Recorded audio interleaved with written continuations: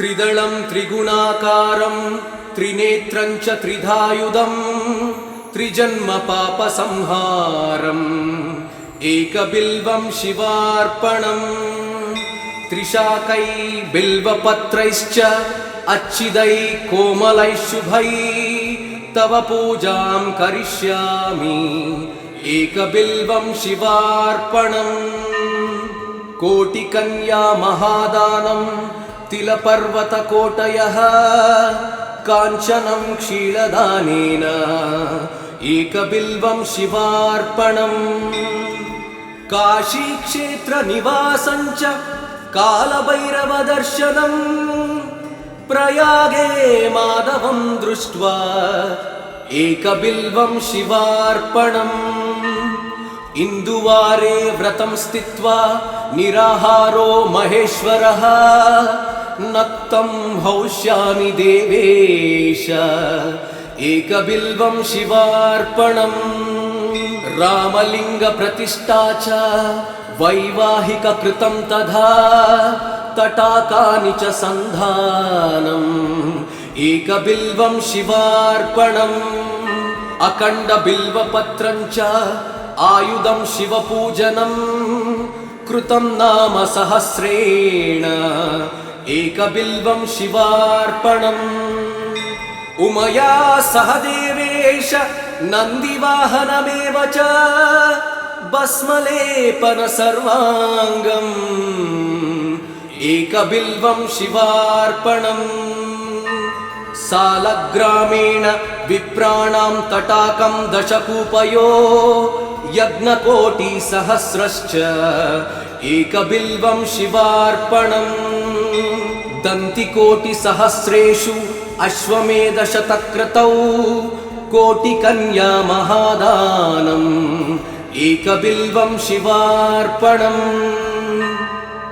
बिल्वाणां दर्शनं पुण्यं स्पर्शनं पापनाशनम् अघोरपापसंहारम् एकबिल्वं शिवार्पणम् सहस्रवेदपाठेषु ब्रह्मस्थापनमुच्यते अनेकव्रतकोटीनाम् एकबिल्वं शिवार्पणम् अन्नदानसहस्रेषु सहस्रोपनयनं तथा अनेकजन्मपापानि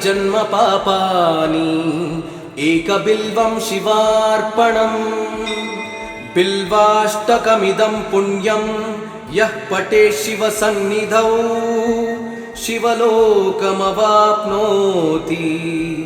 एकबिल्वं शिवार्पणम्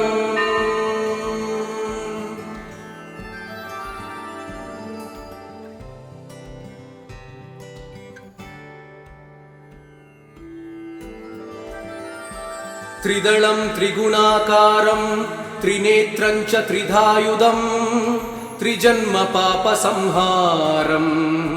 एकबिल्वं शिवार्पणम् त्रिशाकै बिल्वपत्रैश्च अच्छिदै कोमलै शुभै तव पूजां करिष्यामि एकबिल्वं शिवार्पणम् कोटिकन्या महादानं तिलपर्वतकोटयः काञ्चनं क्षीरदानेन एकबिल्वं शिवार्पणम् काशीक्षेत्रनिवासं च कालभैरवदर्शनं प्रयागे माधवं दृष्ट्वा एकबिल्वं शिवार्पणम् इन्दुवारे व्रतं स्थित्वा निराहारो महेश्वरः नक्तं हौष्यामि देवेश एकबिल्वं शिवार्पणम् रामलिङ्गप्रतिष्ठा च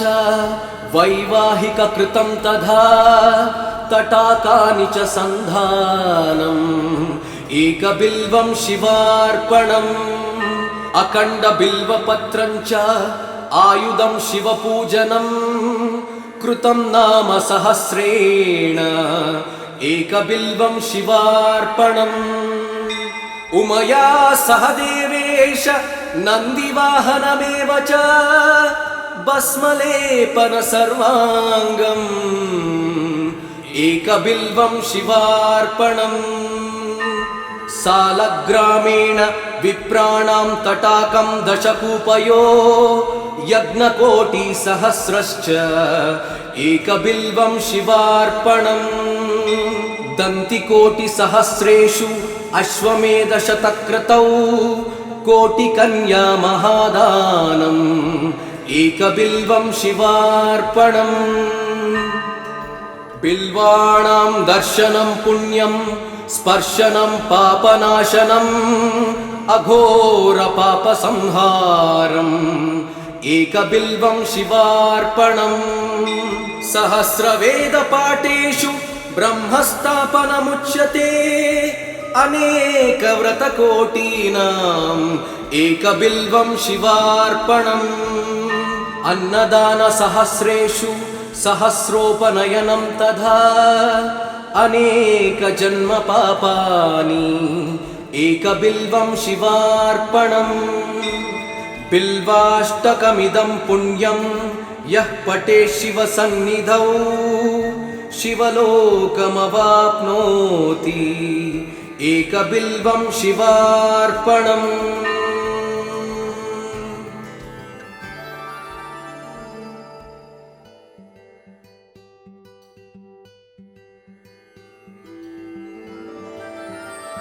त्रिदलं त्रिगुणाकारं त्रिनेत्रं च त्रिधायुधं त्रिजन्मपापसंहारम् एकबिल्वं शिवार्पणम् त्रिशाकै बिल्वपत्रैश्च अच्छिदै कोमलैः शुभै तव पूजां करिष्यामि एकबिल्वं शिवार्पणम् कोटिकन्या महादानं तिलपर्वतकोटयः काञ्चनं क्षीरदानेन एकबिल्वं शिवार्पणम् काशीक्षेत्रनिवासं च कालभैरवदर्शनम् प्रयागे माधवं दृष्ट्वा एकबिल्वं शिवार्पणम् इन्दुवारे व्रतं स्थित्वा निराहारो महेश्वरः नक्तं हौष्यामि देवेश एकबिल्वं शिवार्पणम् रामलिङ्गप्रतिष्ठा च वैवाहिककृतं तथा तटाकानि च सन्धानम् एकबिल्वं शिवार्पणम् अखण्डबिल्वपत्रं च आयुधं शिवपूजनम् कृतं नाम सहस्रेण एकबिल्वं शिवार्पणम् उमया सह देवेश नन्दिवाहनमेव च भस्मलेपन सर्वाङ्गम् एकबिल्वं शिवार्पणम् सालग्रामेण विप्राणां तटाकं दशकूपयो यज्ञकोटिसहस्रश्च एकबिल्वं शिवार्पणम् दन्तिकोटिसहस्रेषु अश्वमेधशतक्रतौ कोटिकन्या महादानम् एकबिल्वं शिवार्पणम् बिल्वाणां दर्शनं पुण्यं स्पर्शनं पापनाशनम् अघोरपापसंहारम् एकबिल्वं शिवार्पणम् सहस्रवेदपाठेषु ब्रह्मस्थापनमुच्यते अनेकव्रतकोटीनाम् एकबिल्वं शिवार्पणम् अन्नदानसहस्रेषु सहस्रोपनयनं तथा अनेकजन्मपापानि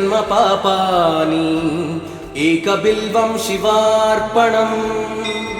बिल्वाष्टकमिदं पुण्यं यः पठेत् शिवसन्निधौ शिवलोकमवाप्नोति एकबिल्वं शिवार्पणम्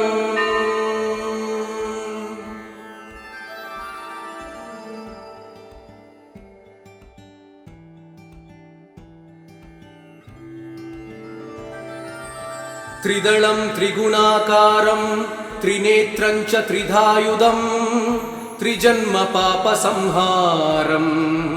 एकबिल्वं शिवार्पणम् त्रिशाकै बिल्वपत्रैश्च अच्छिदै कोमलै शुभै तव पूजां करिष्यामि एकबिल्वं शिवार्पणम् कोटिकन्या महादानं तिलपर्वतकोटयः काञ्चनं क्षीरदानेन एकबिल्वं शिवार्पणम् काशीक्षेत्रनिवासं च कालभैरवदर्शनम् प्रयागे माधवं दृष्ट्वा एकबिल्वं शिवार्पणम् इन्दुवारे व्रतं स्थित्वा निराहारो महेश्वरः नक्तं हौष्यामि देवेश एकबिल्वं शिवार्पणम् रामलिङ्गप्रतिष्ठा च वैवाहिककृतं तथा तटाकानि च सन्धानम् एकबिल्वं शिवार्पणम् अखण्डबिल्वपत्रं च आयुधं शिवपूजनं कृतं नाम सहस्रेण एकबिल्वं शिवार्पणम् उमया सह देवेश नन्दिवाहनमेव च भस्मलेपन सर्वाङ्गम् एकबिल्वं शिवार्पणम् सालग्रामेण विप्राणां तटाकं दशकूपयो यज्ञकोटिसहस्रश्च एकबिल्वं शिवार्पणम् दन्तिकोटिसहस्रेषु अश्वमेधशतक्रतौ कोटिकन्या महादानम् एकबिल्वं शिवार्पणम् बिल्वाणां दर्शनं पुण्यं स्पर्शनं पापनाशनम् अघोरपापसंहारम् एकबिल्वं शिवार्पणम् सहस्रवेदपाठेषु ब्रह्मस्थापनमुच्यते अनेकव्रतकोटीनाम् एकबिल्वं शिवार्पणम् अन्नदानसहस्रेषु सहस्रोपनयनं तथा अनेकजन्मपापानि एकबिल्वं शिवार्पणम् बिल्वाष्टकमिदं पुण्यं यः पठेत् शिवसन्निधौ शिवलोकमवाप्नोति एकबिल्वं शिवार्पणम्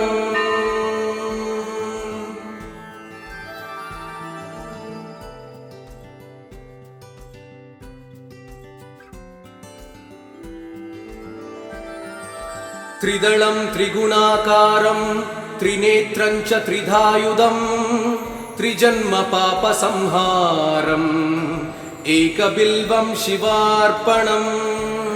त्रिशाकै बिल्वपत्रैश्च अच्छिदै कोमलै शुभै तव पूजां करिष्यामि एकबिल्वं शिवार्पणम् कोटिकन्या महादानं तिलपर्वतकोटयः काञ्चनं क्षीरदानेन एकबिल्वं शिवार्पणम् काशीक्षेत्रनिवासं च कालभैरवदर्शनम् प्रयागे माधवं दृष्ट्वा एकबिल्वं शिवार्पणम् इन्दुवारे व्रतं स्थित्वा निराहारो महेश्वरः नक्तं हौष्यामि देवेश एकबिल्वं शिवार्पणम् रामलिङ्गप्रतिष्ठा च वैवाहिककृतं तथा तटाकानि च सन्धानम् एकबिल्वं शिवार्पणम् अखण्डबिल्वपत्रं च आयुधं शिवपूजनं कृतं नाम सहस्रेण एकबिल्वं शिवार्पणम् उमया सह देवेश नन्दिवाहनमेव च भस्मलेपन सर्वाङ्गम् एकबिल्वं शिवार्पणम् सालग्रामेण विप्राणां तटाकं दशकूपयो यज्ञकोटिसहस्रश्च एकबिल्वं शिवार्पणम् दन्तिकोटिसहस्रेषु अश्वमेधशतक्रतौ कोटिकन्या महादानम् एकबिल्वं शिवार्पणम् बिल्वाणां दर्शनं पुण्यं स्पर्शनं पापनाशनम् अघोरपापसंहारम् एकबिल्वं शिवार्पणम् सहस्रवेदपाठेषु ब्रह्मस्थापनमुच्यते अनेकव्रतकोटीनाम् एकबिल्वं शिवार्पणम् अन्नदानसहस्रेषु सहस्रोपनयनं तथा अनेकजन्मपापानि एकबिल्वं शिवार्पणम् बिल्वाष्टकमिदं पुण्यं यः पठेत् शिवसन्निधौ शिवलोकमवाप्नोति एकबिल्वं शिवार्पणम्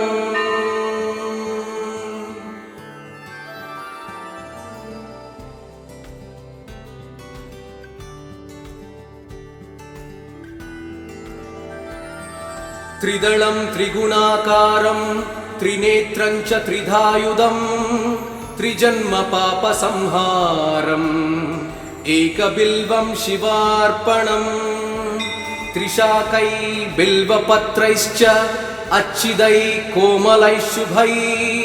तव पूजां करिष्यामि एकबिल्वं शिवार्पणम् कोटिकन्या महादानं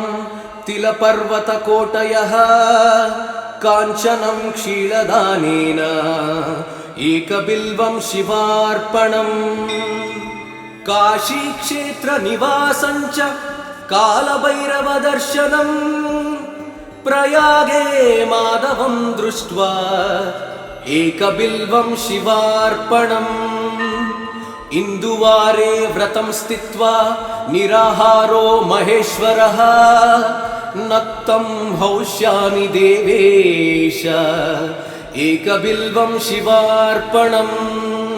रामलिङ्गप्रतिष्ठा च वैवाहिककृतं तथा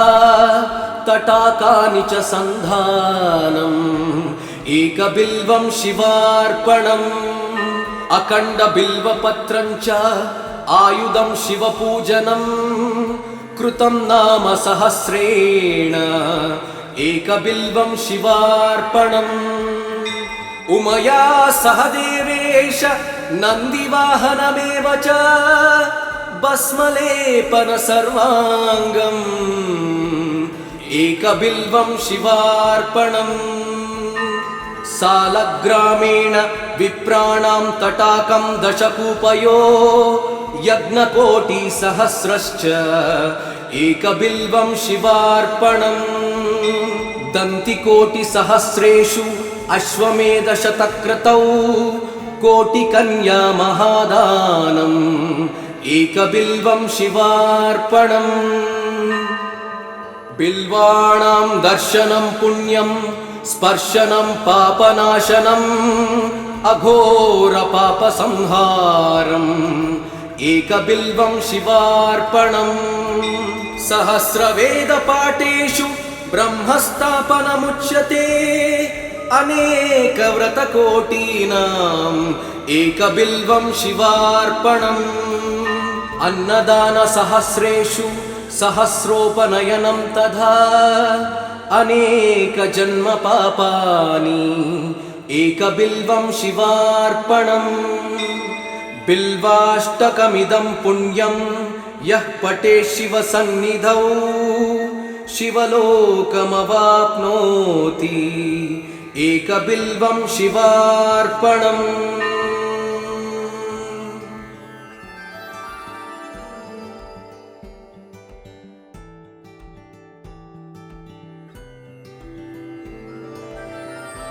त्रिदलं त्रिगुणाकारं त्रिनेत्रं च त्रिधायुधं त्रिजन्मपापसंहारम् एकबिल्वं शिवार्पणम् त्रिशाकै बिल्वपत्रैश्च अच्छिदै कोमलैः शुभै तव पूजां करिष्यामि एकबिल्वं शिवार्पणम् कोटिकन्या महादानं तिलपर्वतकोटयः काञ्चनं क्षीरदानेन एकबिल्वं शिवार्पणम् काशीक्षेत्रनिवासं च कालभैरवदर्शनम् प्रयागे माधवं दृष्ट्वा एकबिल्वं शिवार्पणम् इन्दुवारे व्रतं स्थित्वा निराहारो महेश्वरः नक्तं हौष्यामि देवेश एकबिल्वं शिवार्पणम् रामलिङ्गप्रतिष्ठा च वैवाहिककृतं तथा तटाकानि च सन्धानम् एकबिल्वं शिवार्पणम् अखण्डबिल्वपत्रं च आयुधं शिवपूजनं कृतं नाम सहस्रेण एकबिल्वं शिवार्पणम् उमया सह देवेश नन्दिवाहनमेव च भस्मलेपन सर्वाङ्गम् एकबिल्वं शिवार्पणम् सालग्रामेण विप्राणां तटाकं दशकूपयो यज्ञकोटिसहस्रश्च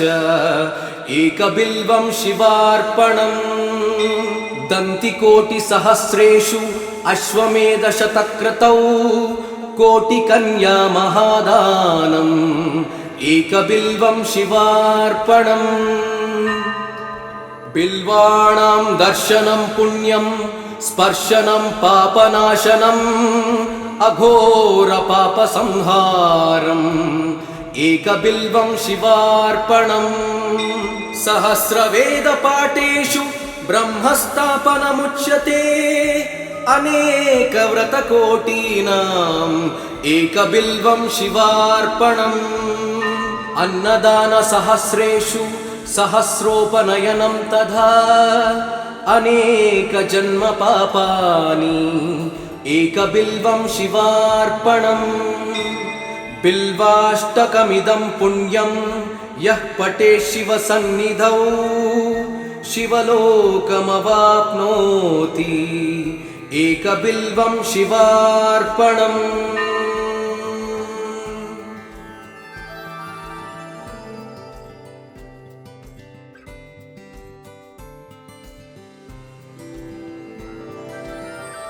त्रिदलं त्रिगुणाकारं त्रिनेत्रं च त्रिधायुधं त्रिजन्मपापसंहारम् एकबिल्वं शिवार्पणम् त्रिशाकै बिल्वपत्रैश्च अच्छिदै कोमलैः शुभै तव पूजां करिष्यामि एकबिल्वं शिवार्पणम् कोटिकन्या महादानं तिलपर्वतकोटयः काञ्चनं क्षीरदानेन एकबिल्वं शिवार्पणम् काशीक्षेत्रनिवासं च कालभैरवदर्शनम् प्रयागे माधवं दृष्ट्वा एकबिल्वं शिवार्पणम् इन्दुवारे व्रतं स्थित्वा निराहारो महेश्वरः नक्तं हौष्यामि देवेश एकबिल्वं शिवार्पणम् रामलिङ्गप्रतिष्ठा च वैवाहिककृतं तथा तटाकानि च सन्धानम् एकबिल्वं शिवार्पणम् अखण्डबिल्वपत्रं च आयुधं शिवपूजनं कृतं नाम सहस्रेण एकबिल्वं शिवार्पणम् उमया सह देवेश नन्दिवाहनमेव च भस्मलेपन सर्वाङ्गम् एकबिल्वं शिवार्पणम् सालग्रामेण विप्राणां तटाकं दशकूपयो यज्ञकोटिसहस्रश्च एकबिल्वं शिवार्पणम्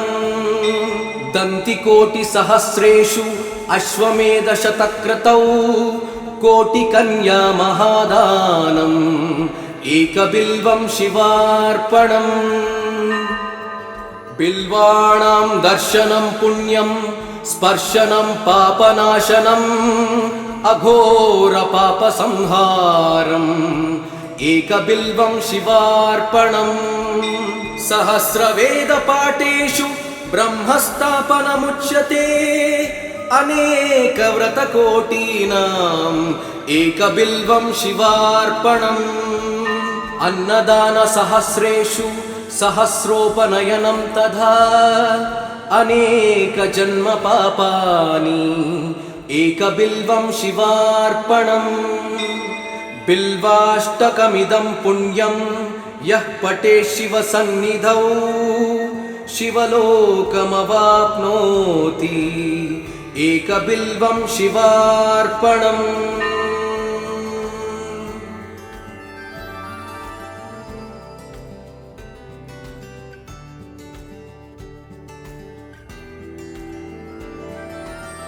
त्रिदलं त्रिगुणाकारं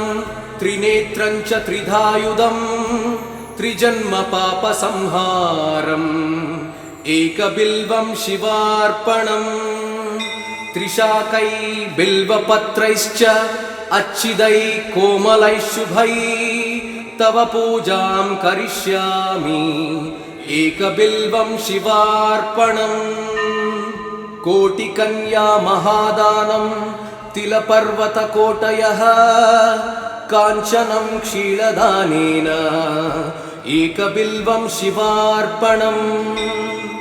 काशीक्षेत्रनिवासं च कालभैरवदर्शनम् प्रयागे माधवं दृष्ट्वा एकबिल्वं शिवार्पणम् इन्दुवारे व्रतं स्थित्वा निराहारो महेश्वरः नक्तं हौष्यामि देवेश एकबिल्वं शिवार्पणम् रामलिङ्गप्रतिष्ठा च वैवाहिककृतं तथा तटाकानि च सन्धानम् एकबिल्वं शिवार्पणम् अखण्डबिल्वपत्रं च आयुधं शिवपूजनम् कृतं नाम सहस्रेण एकबिल्वं शिवार्पणम् उमया सह देवेश नन्दिवाहनमेव च भस्मलेपन सर्वाङ्गम् एकबिल्वं शिवार्पणम् सालग्रामेण विप्राणां तटाकं दशकूपयो यज्ञकोटिसहस्रश्च एकबिल्वं शिवार्पणम् दन्तिकोटिसहस्रेषु अश्वमेधशतक्रतौ कोटिकन्या महादानम् एकबिल्वं शिवार्पणम् बिल्वाणां दर्शनं पुण्यं स्पर्शनं पापनाशनम् अघोरपापसंहारम् एकबिल्वं शिवार्पणम् सहस्रवेदपाठेषु ब्रह्मस्थापनमुच्यते अनेकव्रतकोटीनाम् एकबिल्वं शिवार्पणम् अन्नदानसहस्रेषु सहस्रोपनयनं तथा अनेकजन्मपापानि एकबिल्वं शिवार्पणम्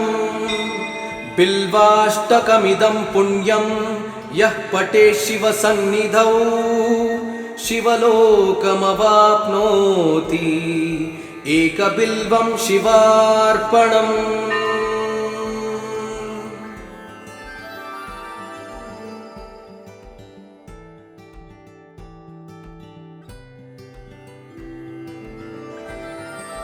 त्रिदलं त्रिगुणाकारं त्रिनेत्रं च त्रिधायुधं त्रिजन्मपापसंहारम् एकबिल्वं शिवार्पणम् त्रिशाकै बिल्वपत्रैश्च अच्छिदै कोमलै शुभै तव पूजां करिष्यामि एकबिल्वं शिवार्पणम् कोटिकन्या महादानं तिलपर्वतकोटयः काञ्चनं क्षीरदानेन एकबिल्वं शिवार्पणम् काशीक्षेत्रनिवासं च कालभैरवदर्शनम् प्रयागे माधवं दृष्ट्वा एकबिल्वं शिवार्पणम् इन्दुवारे व्रतं स्थित्वा निराहारो महेश्वरः नक्तं हौष्यामि देवेश एकबिल्वं शिवार्पणम् रामलिङ्गप्रतिष्ठा च वैवाहिककृतं तथा तटाकानि च सन्धानम् एकबिल्वं शिवार्पणम् अखण्डबिल्वपत्रं च आयुधं शिवपूजनं कृतं नाम सहस्रेण एकबिल्वं शिवार्पणम् उमया सह देवेश नन्दिवाहनमेव च भस्मलेपन सर्वाङ्गम् एकबिल्वं शिवार्पणम् सालग्रामेण विप्राणां तटाकं दशकूपयो यज्ञकोटिसहस्रश्च एकबिल्वं शिवार्पणम् दन्तिकोटिसहस्रेषु अश्वमेधशतक्रतौ कोटिकन्या महादानम् एकबिल्वं शिवार्पणम् बिल्वाणां दर्शनं पुण्यं स्पर्शनं पापनाशनम् अघोरपापसंहारम् एकबिल्वं शिवार्पणम् सहस्रवेदपाठेषु ब्रह्मस्थापनमुच्यते अनेकव्रतकोटीनाम् एकबिल्वं शिवार्पणम् अन्नदानसहस्रेषु सहस्रोपनयनं तथा अनेकजन्मपापानि एकबिल्वं शिवार्पणम् बिल्वाष्टकमिदं पुण्यं यः पठेत् शिवसन्निधौ